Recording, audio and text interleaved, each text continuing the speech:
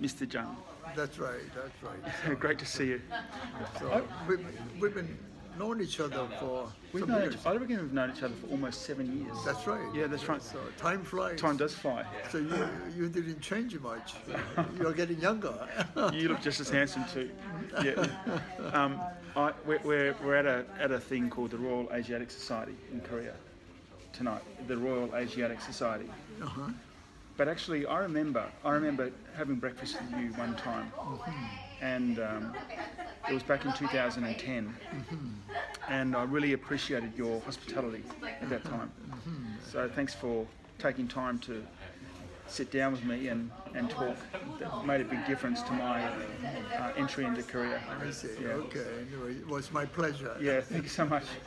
And of course you've got a fascinating story about your past in North Korea, but we won't repeat it here. But so it was also. Yeah. We're going to have a speaker from Australia. Oh, who's that? Adrian Buzel. Okay.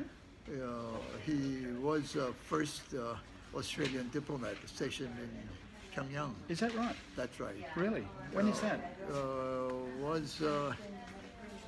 Anyway, Yeah. when Australia and North Korea opened diplomatic relations. Sure. You know, they opened their respective Embassies. in both places, but it didn't last so long. No. So after several months, they closed down. Yeah, sure. So anyway, he was the first one to go to be stationed in Okay. Pyongyang. And anyway, he's a scholar on Korean studies. When's he speaking? Do you know? So he's going to speak in April, end of April. End of April. Fantastic. I'll be in town, I hope. So that'd be great. So you can join us. Yeah, I look forward to that. Okay. I might pick this up with Brother Anthony over there. I might continue the conversation with Brother Anthony. Okay. So yeah, thanks. So please. Thanks for your time. Okay. Yeah, okay. great. Yeah. The excursion update. Brother Anthony. Great to see you. Oh, under the interrogation lamp as it was. Makes my head change.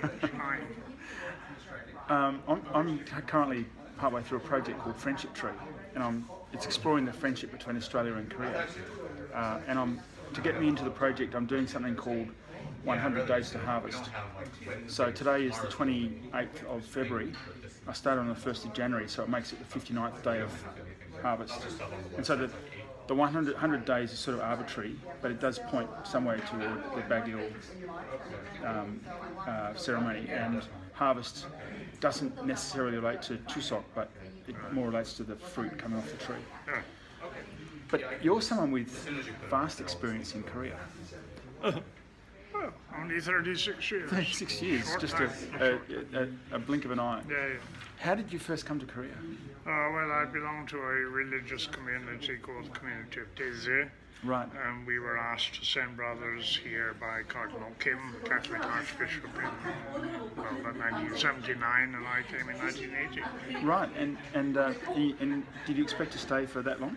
Well, you don't know where, Okay. you don't know what's going to happen. You have to come and see. Yeah. So we came and saw, and still seeing. Wow, that's With other brothers, Yeah. we're a community, little community. all God willing, all that sort of stuff, right? Oh, yeah. Yeah, that's right. And I'm impressed with your capacity for understanding and making Korean language accessible to others through translation. I haven't read any of your books, but I have read your poetry translations when I see them, and I must say it's a great delight because it opens up part of Korean expression. Otherwise, would be it wouldn't be available to me. Right. So thanks for that. Yeah. And tonight we're at a meeting called the Royal Asiatic Society in Korea. A fortnightly meeting. Is that roughly? Twice a month. Twice a month. We have a lecture twice a month. And how long have you been involved with the RAS? I don't know really. It's about 12 years. 12 years, yeah. I used to come occasionally, Yeah. but not often, and then I was asked to come and join the council, and Okay. became president. This is my 7th year as president. Nobody else wants to do it. Right. Okay. Yeah. Dizzy heights. Dizzy heights of president, right? Yeah. President for life. We'll change the constitution. Yeah, like Pak Jong-hee. Do you remember we went on that excursion to the National Museum of Seoul, the Seoul History Museum, Right. Yeah. and saw the exhibition on Bakje? Yes. which was very enlightening. Saw the great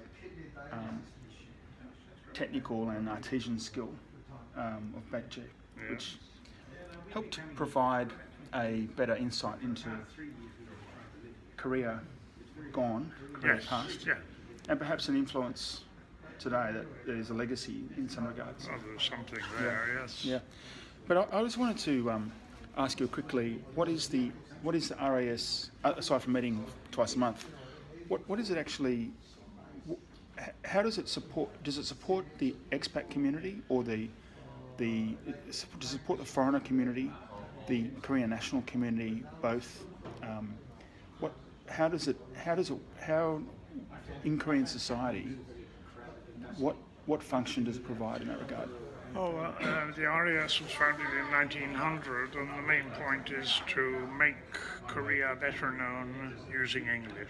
Okay. So, of course, in the old days, that meant the members were all foreigners, diplomats, a few, or missionaries, Right. and a few businessmen. But after the Korean War, we started up again, and a little bit more general public oriented. Yeah. The lectures are very open. Yeah. It's not too academic. Right. And since 1960s, we've been running excursions Yeah.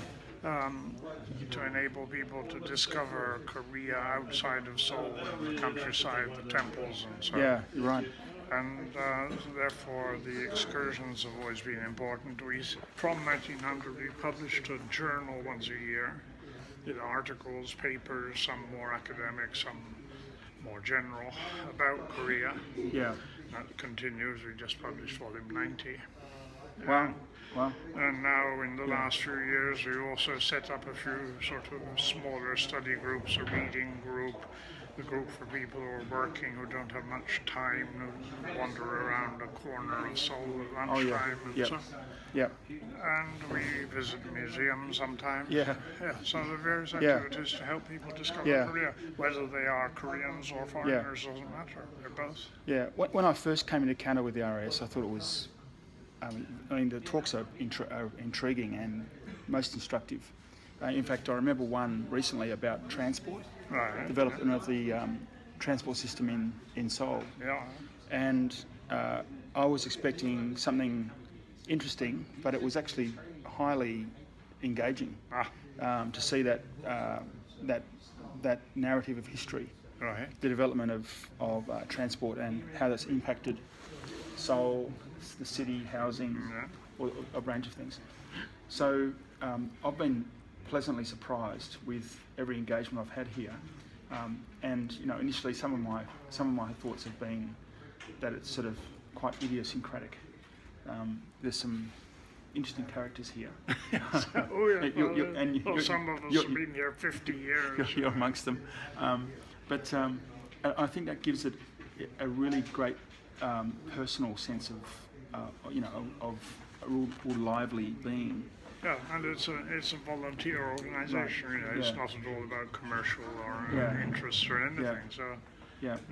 So I just want to make a quick plug for anyone who is interested to know more about Korea or engaging with Korea. This might not be a Chambers of Commerce or a sort of a business hub, but certainly the connections you meet here, interesting people here, unexpectedly interesting. So and people we like to have new members. Yeah, great. So if you type RAS Korea on Google or Facebook, you'll find Korea it. Or RAS KB. KB, there we go. Thanks for talking. Thank you. Great.